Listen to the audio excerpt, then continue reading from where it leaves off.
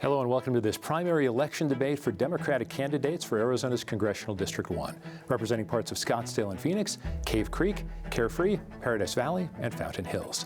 This debate is sponsored by Clean Elections, the state's nonpartisan voter education agency. My name is Steve Goldstein. And I'm Danielle Lerner, and we will be co-moderating today's debate. And we are sharing this debate as part of an effort to support democracy in Arizona through a partnership with the Citizens Clean Elections Commission, the Arizona Media Association, and Reister. It is a partnership designed to make these debates accessible to all voters in Arizona. And that means this debate and dozens more between now and November will air on a long list of local TV stations, radio stations, and digital platforms, including support from local newspapers. It's a shared effort between hundreds of local media brands across Arizona. Now, the format of this debate may be familiar to you, and we've tried to keep the rules simple. Each candidate will have up to 1 minute to make an opening statement, and the same for a closing statement. Candidates are drawn straws to determine the order of each of those portions of this debate. And throughout the debate, we'll pose questions to each candidate, allow them to answer, and then make sure the other candidates have a chance to respond. Whenever a question is directed to a specific candidate, only that candidate's microphone will be open. At all other times, every microphone will be open. And thank you to voters across Arizona who've submitted questions for this debate. We have reviewed all of them to make sure every voice is heard. However, no candidates have been given advanced access to any of these questions. And additionally, candidates for this race will take part in a speed round at the end of tonight's conversation. Those questions have been given to candidates ahead of time, and they will have just 15 seconds to answer each one. And with that, let's introduce the Democratic primary candidates for this debate: Marlene Galán-Woods, Rick McCartney, Dr. Amish Shah, and Jonathan Treble. Rick McCartney, you have the first opening statement. You have 1 minute. Thank you very much. It's wonderful to be here tonight. We appreciate it very much. You know, for nearly 16 years, we have been running the same losing playbook in this district. Candidates who sound the same, they are seeking the same endorsements, they are repeating statements that sound just like DC rhetoric, and that just is a losing playbook. But what we need to do is we need to win, and that's going to take courage. Courage from me, yes, but also courage from voters like you. Voters who are absolutely ready to stop repeating our past mistakes and start winning. We have got to. For 30 years, I have led organizations that have absolutely improved what happens here in our community.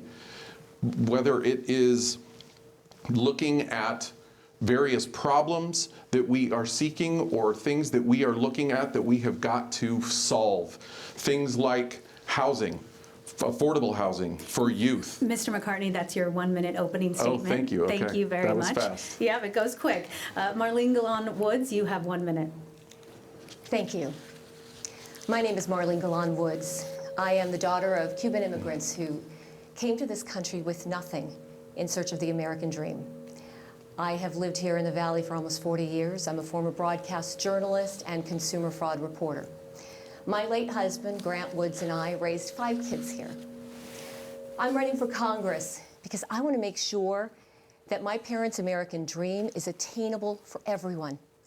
I'm running for Congress to ensure that we have an economy that works for all, not just for the very few. I mean, look, let's face it, we are witnessing the most corrupt presidency in our nation's history. And as an investigative reporter, what I can tell you is this: I always had my life's work focused on exposing the truth and holding people accountable. That is exactly what I will do in Washington, D.C., and I hope to earn your vote tonight. Thank you. Thank you. And Jonathan Treble, you have 1 minute for your opening statement. Thank you, Steve and Danielle. I'm Jonathan Treble. Right now, this country is under attack. We have a president who is ignoring the Constitution. We have a Congress that is failing to oversee him. We have courts looking the other way. All the while, corporations are booking record profits without oversight. The economy seems to be going up, but the gains aren't split evenly. And as Arizona families are struggling to keep up, this president starts a war in the Middle East with a $200 billion price tag. And then this Congress says, we're going to take away your health care, and we're going to take away your food stamps for hungry kids. It's outrageous. I fought the health insurance industry 2 years ago to get the life-saving surgery I needed, and I won. And I'm going to bring that fight to Washington to make sure no Arizonan has to fight for their life and fight for their coverage at the same time. I am part of a new generation of leaders who is stepping up to fight, and I will not lay down for anyone. All right, thank you. And Dr. Amish Shah, you have 1 minute. Thank you so much. I appreciate the opportunity to be here. My name is Dr. Amish Shah. I'm an emergency physician. It's been the honor of a lifetime and a privilege to practice medicine for the last 25 years, caring for the sick.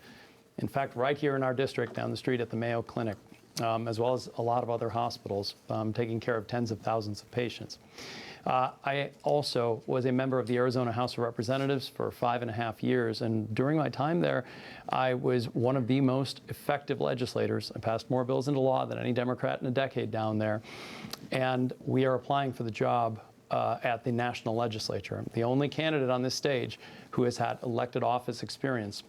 I did this in a different way, an unorthodox way. I went and knocked on doors personally, 27,000 doors, and I'm sure many of you out there watching remember when I was at your door.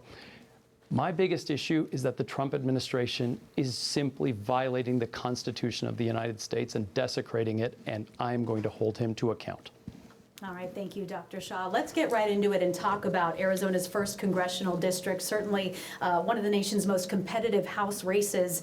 And really the outcome here could play a role in who has control of Congress. And so, Mr. McCartney, I'll start with you. You touched on your background a bit in your opening statement, but what in your background or experience makes you most appealing to the district's independents and moderates? For 30 years, I have been working with Republicans, independents, and certainly Democrats, doing business, sitting at the table across from them, negotiating various deals, policy, things along the lines of housing, affordable access to health care. These are the things that I think that we need to be focused on when we look at a general election. I am the only candidate that has lived in this district for 30 years, raised my family in this district. I built my business from this district.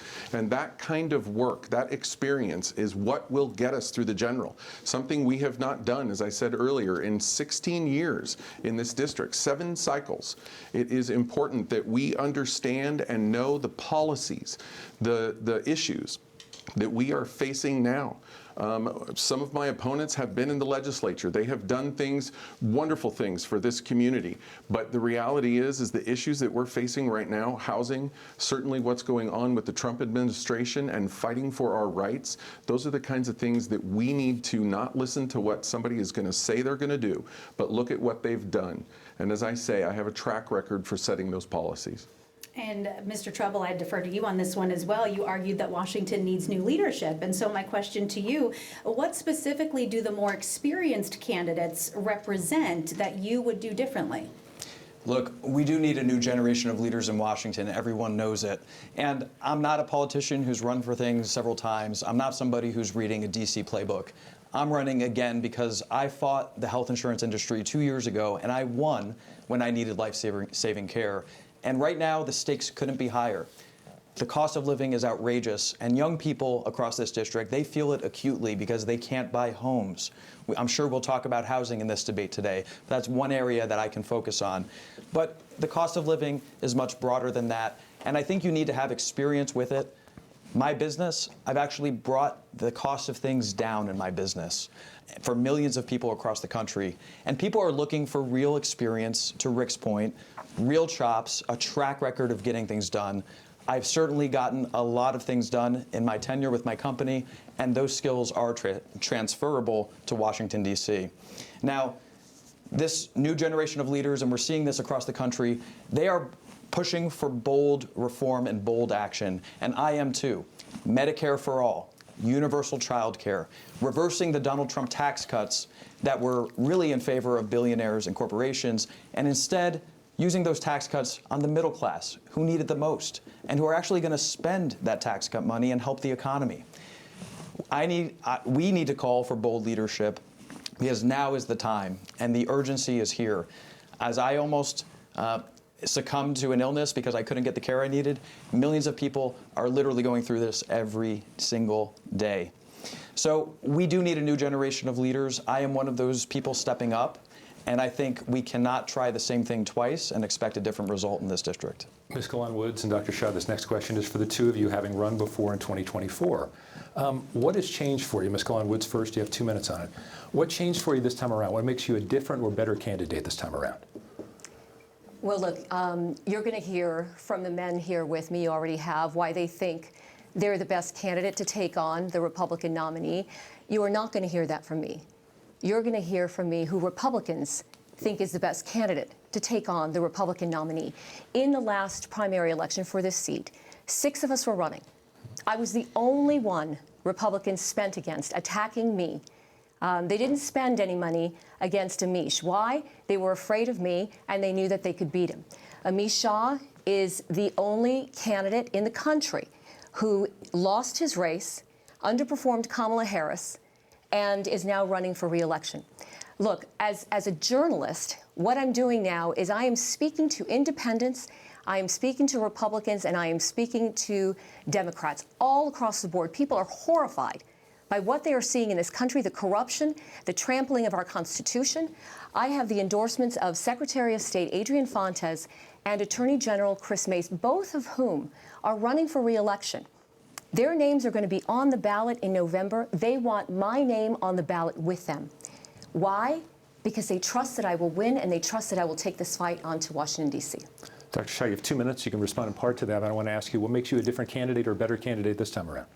Well, thank you. I mean, first and foremost, I just want to say all of my time and all of my experience out there at the doors is why I am here, and because I wanted to speak to those people and understand their concerns. That is something I do that is a fundamental core of who I am and how I've conducted myself in politics. Listening to you, the voter out there, and understanding your concerns. They're telling me clearly what is at stake for them.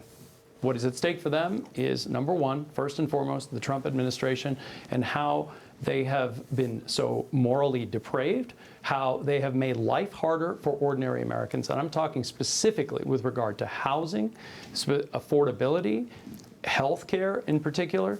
And those are the issues on which they're hoping for somebody with experience and expertise. And I'm the only one up here to bring that to Washington, D.C. So I want to just make sure we're addressing the voters where they are. I've got 30 endorsements from Democrats, including the last 2 House minority leaders who worked with me, specifically Andres Cano and Lupe Contreras, because they worked with me and they saw how hard I worked and how effective I was at actually getting things done down there in the legislature.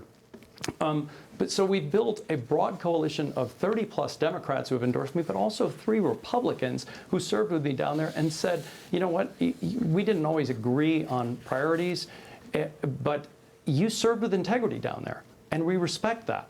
Not to mention also the Arizona Independent Party. So we've built this broad coalition, and we continue to go out there and focus on the voter and center that person. I think that's what makes somebody a really, really great candidate. And inflation and affordability certainly top of mind for many voters going into these primaries on both sides of the political aisle. And so when it comes to, families struggling with groceries, childcare costs, all of those issues, Ms. Galán-Woods, I'll start with you on this. Which federal policy do you think could have the greatest impact on lowering some of these everyday costs within the next couple of years? Look, as you mentioned, people are getting squeezed from every single corner, whether it's the grocery store, the gas station, the pharmacy, everywhere. I understand the struggle quite well. Look, as I mentioned, my parents were immigrants, and I didn't know it at the time as a child, but we grew up poor. There were many nights that we had white rice and fried eggs for dinner because we couldn't afford anything else. And by the way, that was when eggs were cheap. So I understand the struggle. Look, the first thing that we have to do once we win back the House of Representatives is rein in this chaotic tariff policy that this administration has foisted on us and the planet, for that matter. So that has to be step one. We, of course, have to win the House back so that we can do that. But we need to rein in the tariffs immediately, and then we need to tackle some other things. We need to tackle health care. We need to tackle housing. There are all sorts of issues that we need to do, but the first thing that we must do is rein in the tariff policy. of course, bring back the subsidies to ACA premiums when we're talking about health care and Medicaid cuts and that kind of thing. First step is reining in tariffs. All right, thank you. And Mr. McCartney, you have said, you've been pretty vocal about Democrats. You've said they've been doing backdoor deals, that they need to listen to the people, really take action. So what does that look like in practice? And how do the residents of CD1 feel the impact of that when it comes to bringing down the cost of living? I think it comes down absolutely to the cost of living. And the first thing that we need to do, and as soon as we flip this House, is we need to repeal this big, ugly bill. This bill, as you know, took health insurance right out from underneath 400,000 plus people in Arizona, millions of people throughout this country. And we talk about affordability. That is something that absolutely can destroy an entire family. There are things that we have seen through this bill, including taking away food, SNAP, from families, that are absolutely destructive. And I think that that's the first thing that we need to do. The second thing we need to do, I think, in talking about tariffs, is we need to impeach Donald Trump. Donald Trump is playing a chess game on the resolute desk on tariffs, and it is something that we cannot pay attention to any longer. May I ask a quick follow-up to Sure. Mr. McCartney on that? That did not go so well for Democrats in the House in the past because Donald Trump was able to convince enough of the public that the Democrats had overshot. Is that really what you want to go into the House saying right away, I'm not necessarily going to work with the other side, I want to impeach this guy? I think that what we will find in this election when we flip this House is that we absolutely need to spend that time. It is time for us to hold power to account. We must. That is what we have gotten ourselves into here. I have said that Democrats have not taken enough action, as we just talked about. It is something that we have got to do. I have been doing town halls all over this community. I mean, we have done 28 town halls in 13 weeks, and we are taking every single question. There are no barriers, and the first thing that we talk about is what we need to do when we get to Washington. And when we talk about impeachment, we have had people stand up and say, is that really what we think we need to do? Do we want to pay the taxpayer? Do we want to spend the taxpayers' money on something that we haven't seen work before? I think we have to. If we don't, we are not doing our job as representatives. It's critical. 15 seconds on this. Dr. Shah, would you vote to impeach Donald Trump? I agree with Rick. Actually, he's saying the right thing. What he's saying is that we have to have some moral clarity here. Right is right and wrong is wrong. He has violated the United States Constitution on multiple occasions. I mean, I could just go through the trying to demote Mark Kelly, and that's in the text of the Constitution, that senators and representatives can say what they want. Jimmy Kimmel in the First Amendment, due process in the courts. All of this just keeps happening. And if we don't hold somebody to account, we're just saying it's okay to violate the supreme law of the land. And that's not right. Mr. Treble, yay or nay on impeachment? Donald Trump absolutely deserves to be impeached, and it will be one of the first things I believe we will do in the Democratic majority. But I think we also need to focus on the cost of living, and I'd love to answer that question too, because that is something that I know families are immediately struggling with. Sure, go ahead, 1 minute on cost of living. You know, my opponents will like to say that they can just roll back the clock on the big, beautiful bill and that everything will be okay, going back 2 years and take tariffs away. We need to go further than that, because 2 years ago, the cost of living still wasn't good for this district for families. So yes, we have to take tariffs off, but in healthcare, we need to go way further. Medicare for all will actually bring down costs tremendously for Arizona families. And for people that say we can't afford it, why are we paying $200 billion for a war in the Middle East, which could easily cover it for years? Medicare for all will bring costs down, and I actually believe we need universal child care, universal pre-K. I have friends in the district who are raising 2 boys at 2 and 4 years old, are paying $2,800 a month for daycare, more than the cost of their single-family home. That is outrageous, and that shows our values are out of whack. So universal child care is a great example of us going even further than turning the clock back 2 years. And real quick, I'd love all of your response to this next question. We can go about 30 seconds each to give everyone time. But when we talk about government programs, are there certain programs that you would be willing to reform, reduce, or even eliminate as a way to help control federal spending? And Ms. Galán-Woods, we can start with you and just kind of go down the row here. Let's recognize what this administration did with DOGE. They cost us $20 billion. It was supposed to be some sort of cost-cutting measure, but instead what they did is cost us more money and dismantle just about every department in our government. And so what I would say is that we need to take a scalpel to different programs, not a chainsaw. Donald Trump and his billionaire buddies would like you to believe that government doesn't work, and the way they're doing that is by ensuring that it can't. So they are taking things away from Social Security offices so that people can't get their checks. They have dismantled the Department of Education. I think that we need to stop saying things like it's time for us to tax the billionaires, and it is time for us to look at ways that we can think about things like health care instead of bombs. We also must look at our tax code. I think a lot of the things that we need to be messaging come down to these loopholes. Dr. Shah? I mean, there's a lot of things I would undo. I mean, first of all, he's trying to put a $1.8 billion slush fund out there for people who might have ransacked the Capitol. I mean, some of this stuff just is absurd on its face. The other thing that absolutely needs reform is ICE.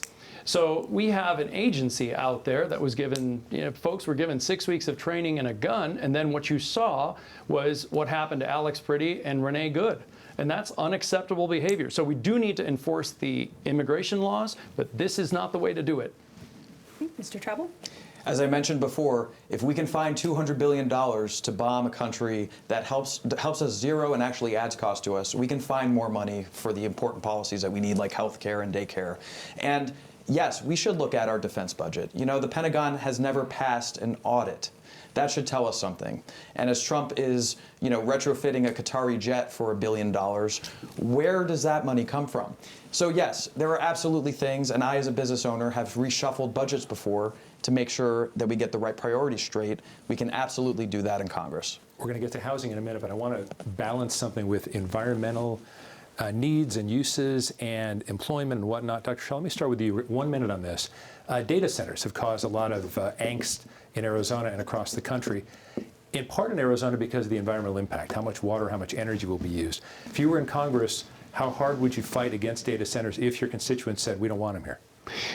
You have to listen to the voters in the district, and they have made very clear that they do not appreciate that an entity would come in and then suddenly they would have to pay more in the face of the affordability crisis, pay more for electricity, and use a precious resource, our water, here where we're living in the desert. So you have to pay attention to what your voters want, and they're telling us this very, very clearly. Of course, we are going to see technology. We have become a technology hub, and I'm glad for it. I don't think that economics like growth and opportunities for our people do not have to conflict with environmental priorities necessarily. So we've got to make sure that we can do both, but that's what a Democrat does, is make sure that those priorities are balanced rather than just giving in to corporate interests. Okay. Ms. Galán-Woods, how would you balance that? Look, we're not going to put the AI genie back in the bottle. But as far as data centers are concerned, they need to be good stewards and good members of the community and members of Congress. And in Congress, we need to hold them accountable.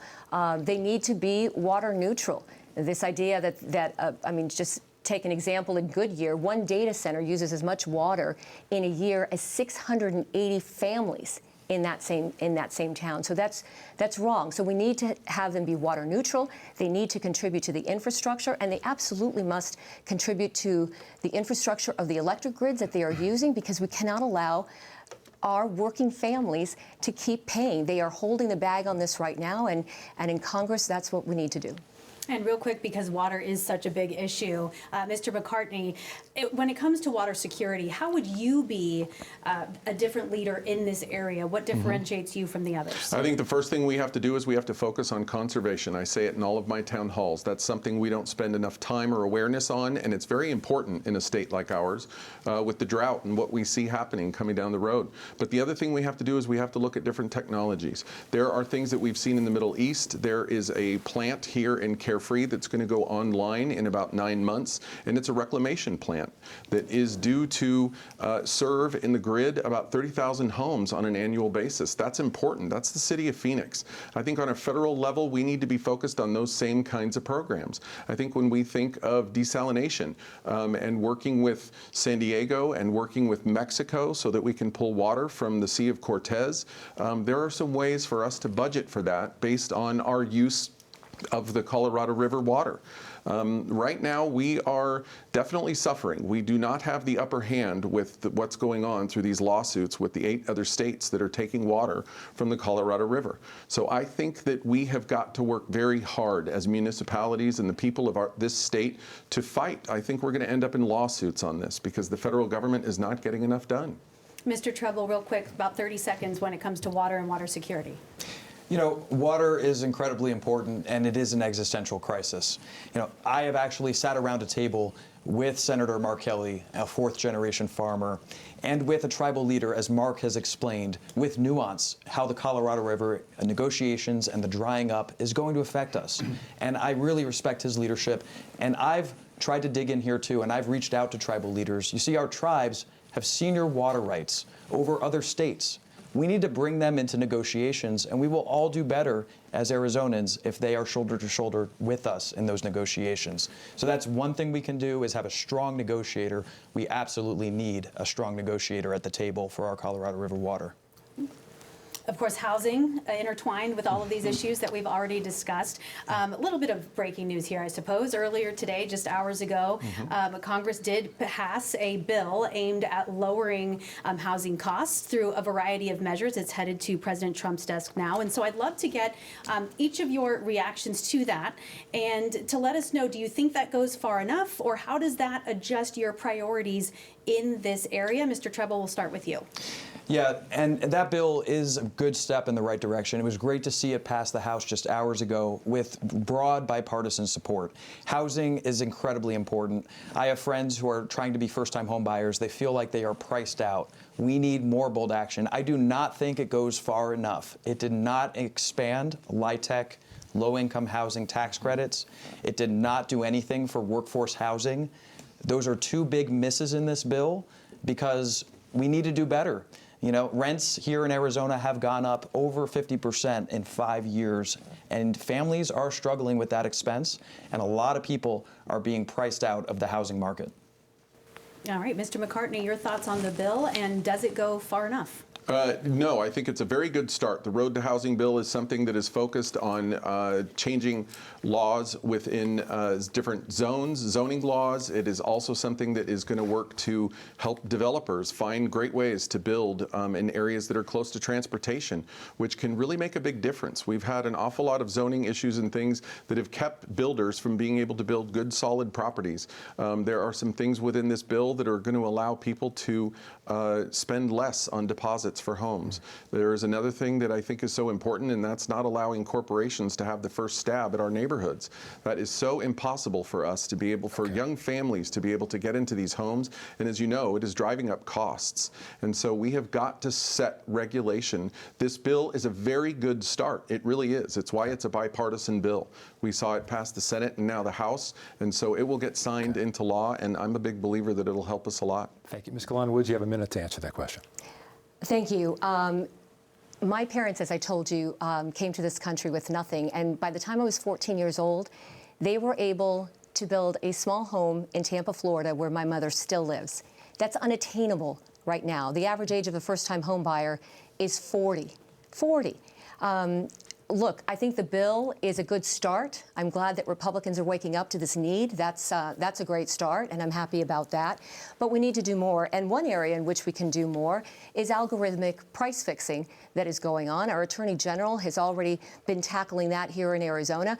But we've got landlord conglomerates who are using algorithmic price fixing to honestly screw over people who are trying to get into an apartment, and that is why we have kids who get out of college who are still having to live with their parents and not able to get their own place, and we need to make sure that we do better. Dr. Shah, thoughts on housing affordability? You know, this is for all those people out there in their 20s and 30s who have just told me over and over again. Some of them are on my staff, and they're telling me, you know, we don't have the opportunities you did in your generation because I can't move out, I can't afford a house, and the rents are just too high. And I got to agree with them, because when I first moved here to the Valley, it was around 15 years ago, I picked up a house in Scottsdale that was less than $1,500, 3 bedrooms and a pool for rent. And now you can't even do double that as the monthly rent. So I feel while I was in the legislature, we did expand the low-income housing tax credit. We put hundreds of millions into the housing trust fund. I proudly voted for those things. But absolutely what these guys said, we have to do more. It has to go beyond that to allow the Congress has the power of the purse, and we can allocate more money to make sure that building is done to increase supply, because the core issue in this district is going to be supply and demand. We just don't simply have enough supply, and so prices are going up. Ms. Galán-Woods, I'm going to make the presumption that everyone on this stage believes in some form of climate change. Correct me if I'm wrong. We've already entered wildfire season in Arizona. We're seeing potential folks in Sedona having to leave their homes. Yeah. And at the federal level, talk about the power of the purse, at the federal level, there are cutbacks in fighting wildfires. If you were to be elected to Congress, how big a priority would that be for you? And what actions would you take to protect Arizona to make sure there is federal funding for the inevitable wildfires we're going to see? Look, our public lands are so important. And by the way, I do want to start here. Public lands are not for sale. I know that Donald Trump would like to come in and maybe put up a golf course or put up a condominium in some of our public lands, and absolutely not. In Arizona alone, we have 12 million acres of public lands. And not only the Grand Canyon and places like that where we love to visit and rest, but this is a real economic boom for Arizona. $5 billion a year to our economy. So we must absolutely protect our public lands. We have to protect, and look, speaking of the problems that are being caused at these national parks, this administration has indiscriminately fired thousands of workers all over our public parks. These are people who are consumer-facing, but also taking care of the lands. And so now they're less safe. They're not being maintained the way that they should. So we must restore the funding that this administration has stripped from our public lands and make sure that they're safe and make sure that our forests are being protected. Mr. Treble, let's go to you second on that one. And let me remind people what happened at the North Rim of the Grand Canyon. Yeah, thanks for bringing that up. Yeah, the destructive fire that happened there. So you have a minute to talk about that. Okay. Yeah, and I had just brought my daughter to the Grand Canyon 2 weeks before that North Rim fire. And so that hit home, and that was devastating. I enjoy Arizona with my daughter as much as I can, driving through northern and southern Arizona. And our public lands aren't for sale. And we need to make sure that this administration stops neglecting them and stops trying to do deals to put private enterprise on them and drilling them in Alaska, for example. I want to bring in a hearing Russell Vought and hold him to the fire for cutting the budget for the U.S. Forest Service that's led to more wildfires, cut the budget for the Bureau of Land Management. We need more action on this, and we need to hold them to account. Donald Trump and Russell Vought, they are literally trying to sell our lands. They're making them less safe, more prone to wildfires. I think they need to be brought and dragged in front of Congress, and they need to answer questions about it. Dr. Shah, I'd love to get your input on funding for wildfire prevention, but also when it comes to public land protection, how should Congress be balancing conservation with renewable energy projects and responsible resource development? Well, I want to get back to a little bit of what you talked about before on climate change. I just want to reiterate this, that I hope all of us agree to this, that is an existential threat. And all of these things keep getting worse, including the fires, including the water crisis, because we are not addressing the underlying cause. Some of the folks on the other side don't believe in it, and that's coming straight from science and scientists. It's why years and years ago, I, as a kid who is younger, looking at these two parties, I became a Democrat long time ago. And I think you've just got to say to yourself, if we don't address root causes, we're not getting to this. So absolutely, yes. While we were in the state legislature, again, took a lot of time to supplant all the monies that we use to do firefighting, wildlife firefighting all across the state. And the state legislature bore a lot of the responsibility. But yes, we could absolutely use federal help coming in to make sure that locally, our local folks are able to fight all those fires. Mr. McCartney, your thoughts on that? 1 minute. Yes, I would agree with what we've heard here. We absolutely have to invest in mitigating wildfires. We must do that. The monies have been stripped away from this state. I also think from a climate standpoint that we can empower this community, this state, this district with an economic element to climate. We have been the founding district for solar. This is a place where we have got all kinds of sun, and I always talk about you can go to Denver and different cities and you can find solar street lamps, and we have nothing of the kind here. These are the kinds of things that I think we can do to build up this industry. I think building materials, including building with new, more sustainable materials. We're not seeing enough of that in this district. All right, thank you. And Ms. Galán-Woods? Responding to what was the original question? Yeah, well, we had talked about wildfire prevention, but also that question about how Congress can balance renewable energy projects and responsible resource development. So here's another thing the Trump administration has done, the public land rule, which requires the Bureau of Land Management to consider conservation and development equally. These people have scrapped that, and it's outrageous. It is outrageous. So we need to get that rule back into place. I think as members of Congress, what we need to do is pass legislation to protect our public lands. And also, I don't want to forget to say this, is that we need to respect tribal sovereignty, because that is going by the wayside at this point. Mr. McCartney, let's move on to something that was briefly mentioned by Dr. Shah, but I want to dig in a little more deeply on this. Sure. Immigration policy. I want to make sure we get to a question about the deeper, what methods can be done. But let's talk about ICE for 1 minute. What ICE did in the interior of the country, and there were a number of people, really from all across the political spectrum, who were concerned about what ICE was doing that led to the deaths of multiple U.S. citizens. What would you do to rein in ICE? And let me ask it this way. What if there were people in your district who said, now, wait a second, I like some immigration enforcement. How do you balance with what the duties of immigration enforcement are with what people are not liking as much about what ICE does? I think they're two different subjects. I think we have to absolutely rip up ICE. What ICE is doing in our communities is fearful. It is absolutely against due process of law, and it is completely un-American. I think we need to defund it, and I think we need to focus on reforming what they are about.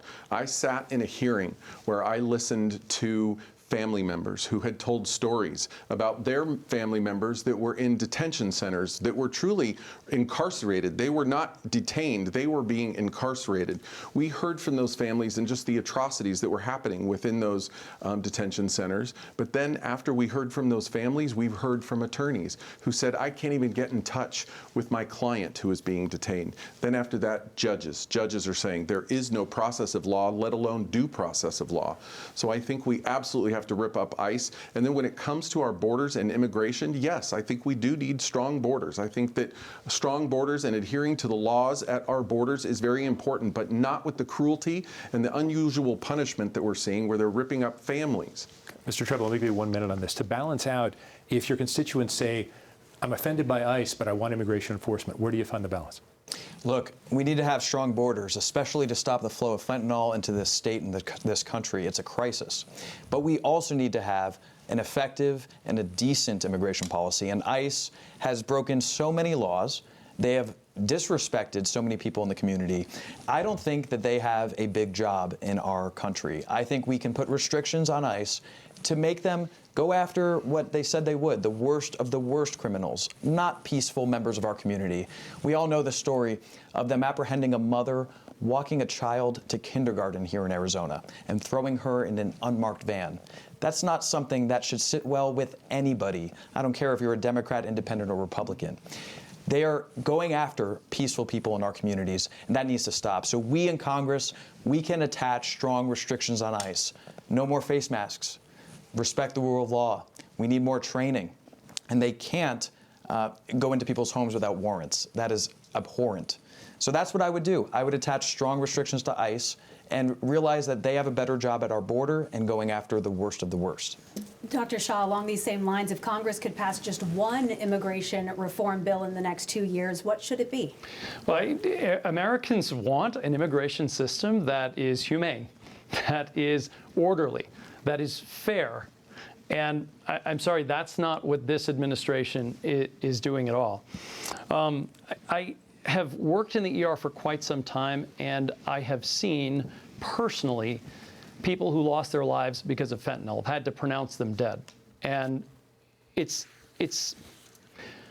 a tough thing to go in and talk to their family members and tell them that an entire life with a lot of promise has been snuffed out because of it. That's why we need to enforce that border and stop the trafficking of fentanyl and these drugs that are coming in. And yes, any of the crime that's coming across. That's got to be the priority that we put forward, because that's what Arizonans have told us resoundingly again and again. So, then if we can just do also the legal part of this and smooth it out, because there's a backlog there, a pathway forward for DACA folks, as well as a guest worker program that used to work in this state, and make sure that we had a policy that helped our business community and our consumers. All right, thank you, Dr. Shah. And Ms. Galán-Woods, I want to make sure that we hear from you on this. So 1 minute, what would be your priority when it comes to immigration reform, and what specific steps would you take to get there? Look, let's remember what Donald Trump said. Donald Trump said he was going to remove the worst of the worst. He continues to tell that lie on a daily basis. Republicans allow him to tell that lie on a daily basis. I take this quite personally. My late husband and I adopted a baby from Guatemala 22 years ago. She's a student at the U of A, and she has to carry a copy of her passport in her bag at school because it's okay to racially profile people in this country now. It's sick. It is sick what's going on. We need to pass comprehension immigration reform. We need to secure, I'm all for securing borders. I am all for humane immigration reform. The one thing, we need to have Dreamers have a pathway to citizenship. They are in danger as we speak right now because of what this administration is doing to the system. Where Dreamers are concerned, they would like to ship off people who have been here since they were 5 years old to a country that they don't know. And that is inhumane, it's wrong, and we need grown-ups in the room to pass comprehensive immigration reform. If I could respond to that, please. 30 seconds. 30 seconds. You know, Marlene, I understand what you're saying. I'm raising a biracial daughter as well. And I don't want her to have a passport or documentation on her. But I clearly remember you standing behind Jan Brewer in 2010, cheering her on. You were happy she had won. This was 6 months after she signed SB 1070 into law, the most racist law in our state's and potentially our country's history. So saying that about immigration today, you helped start this problem that we're in right now. That is simply not true. And so here's what I will tell you. My late husband and I could not have been more vocal opposing 1070. We could not, and listen, pick up an Arizona Republic from that time and you will see it. It was reported on. And that, so excuse me, I'm speaking. Let her finish. And those are the facts. The fact of the matter is that we were the most vocal folks. I heard him shouting on the phone to her about 1070. The idea that I would support policy that would racially profile anyone is a cynical political attack from a politician. Okay, we have very little time left. I want to have a 30-second response from each of you. Dr. Shah, let me start with you. We're seeing in Maricopa County right now, fights over elections. We're seeing the recorder fight with the Board of Supervisors. Beyond election law, what would you, as a member of Congress, do to help restore trust to those voters who are wondering what's going on with our system, even if they don't have any real cause to? We've heard from the other side. First of all, Americans want a free and fair system that allows them to vote.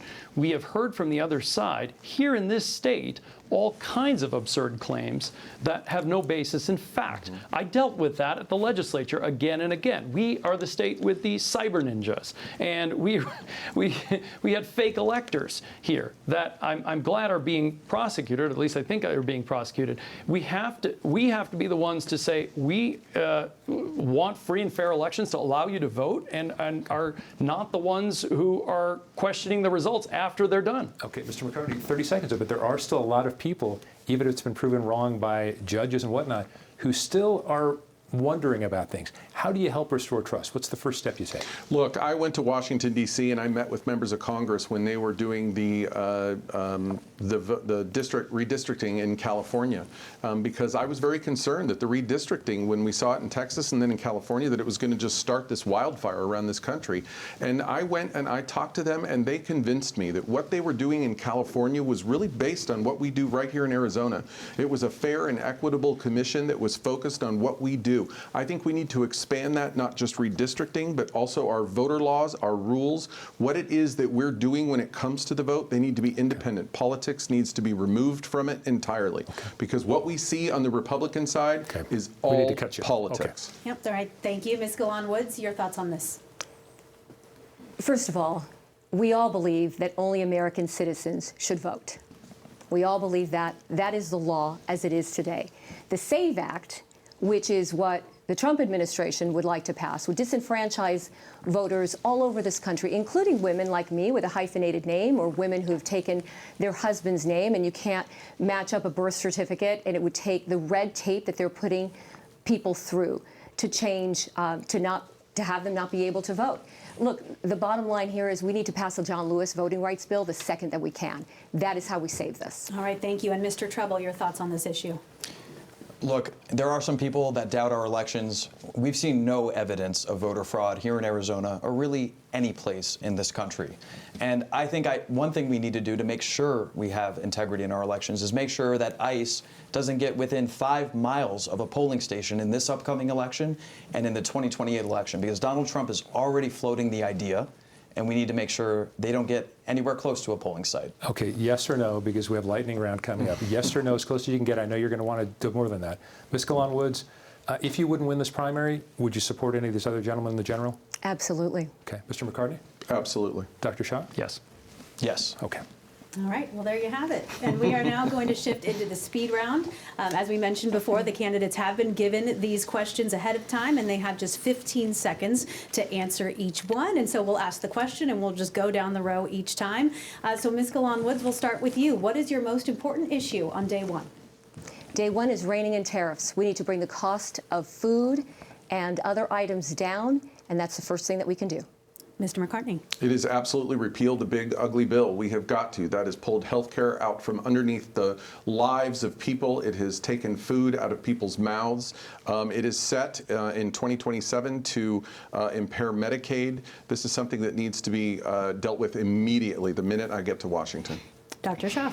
I agree with both of those, but again, completely. But the attacks on the Constitution of the United States and the Bill of Rights by the Trump administration and its multiple violations have to be the reason we go down there. We're trying to save the entire system itself. We won't be able to get to some of these other issues if we can't save the basic system. In the ER, we call that stopping the hemorrhage. Thank you. Mr. Treble. Agreeing with all of those priorities, we also need to take on Trump's corruption. Trump and his family have enriched themselves by the billions of dollars, and we need to immediately hold hearings and bring them and cabinet members into Congress and ask tough questions and shine a flashlight. And we need to pass federal legislation that bars any president or presidential family member from engaging in government funding. Thank you. Okay. Mr. McCartney, question number 2, Yes. 15 seconds. What is a win for this district you believe only you can secure? I believe it's flipping this seat. We have got to do that in the general election. I am the only candidate that knows Republicans, Independents, and Democrats. I've worked with them for 30 years in this district, and it is going to take those people in order for us to win, something we have not done in the last 7 cycles. Ms. Galán-Woods? I will make sure that every girl and woman in this country has power over her own body, regardless of what zip code she lives in, and I'm proud to have the endorsement of Planned Parenthood. Okay. Dr. Shah? It's going to be health care, because I've been practicing medicine for a long time. I was the ranking member on the Health and Human Services Committee. While I was also in the legislature, I was the one who stopped a bill that would have banned mifepristone, the abortion pill, and for that I won the Women's Health Champion Legislator of the Year award. So we're going to make sure every American has universal health care. Mr. Treble, 15 seconds. For me, it's Medicare for all. We can't just keep saying universal health care and political lines and incrementalism that doesn't move the ball forward. Medicare for all is the bold change we need to bring prices down, make sure everybody has access to health care, and that will literally save lives in this country by the millions. All right, Ms. Galán-Woods, 15 seconds. How will you balance the demanding schedule in D.C. with being present and also accessible to the people in your district? Listen, I raised 5 kids while both my husband and I were working full-time, and they are grown, and this district will be tired of seeing me. I will have that many town halls. Mr. McCartney.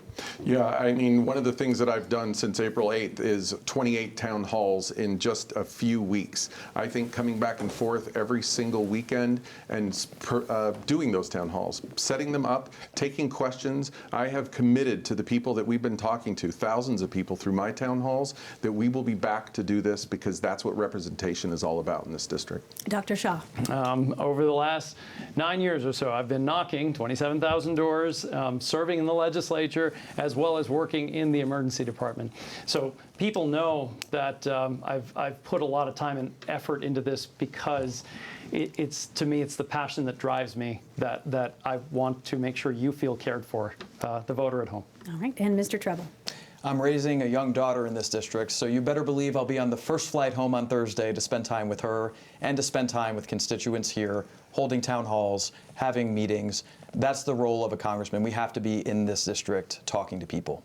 Ms. Galán-Woods, I get the easy one. What do you love most about Arizona? Oh, well, it's tough because there's a lot to love. But I love the hikes near my house, and I love the sunsets. Mr. McCartney?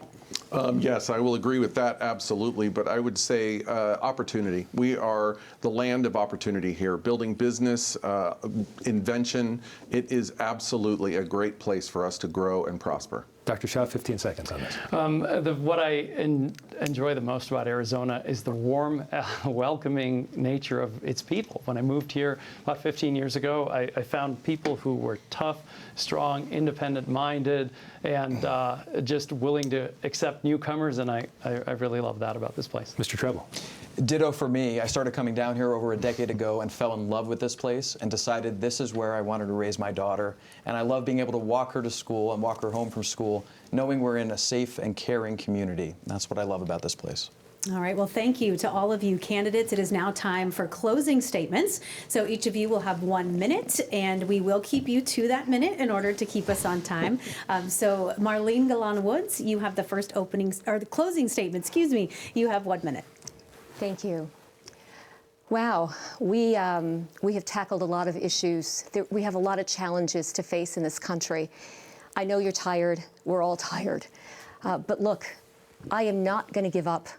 I am going to be optimistic. I have faith and hope that we can build something better from the rubble that they are leaving us, that we can save Social Security and Medicare and Medicaid, that we can build an economy that works for everyone, not just the wealthy.